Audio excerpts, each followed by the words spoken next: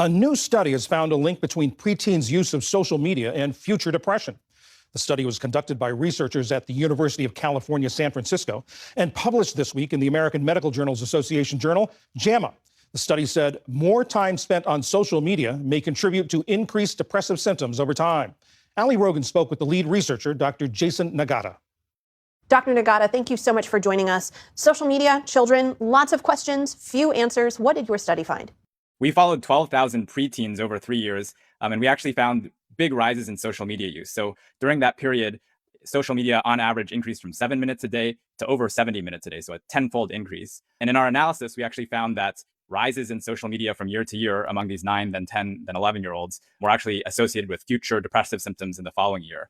So I think there's a big kind of unknown in the field right now, chicken or the egg. Does social media precede depression, or is it maybe just a reflection of underlying symptoms? And I think that our study does show a little bit more stronger evidence that social media is a risk factor for future depression in these kids. So what you're saying is that you found the correlation here to be with social media use leading to more depressive symptoms, not the other way around. You're saying that depression doesn't necessarily indicate use of social media.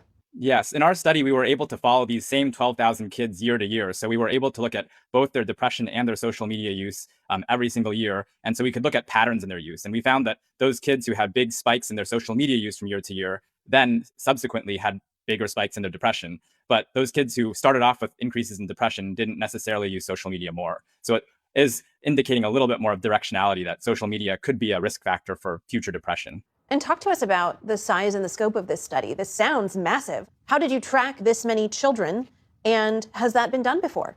So yeah, the data comes from the Adolescent Brain Cognitive Development Study. It is a national study that follows these 12,000 kids from over 21 different study sites across the US. And it's funded by the National Institutes of Health and is, I think, one of the largest studies on child development and social media and brain health ever. You are a physician.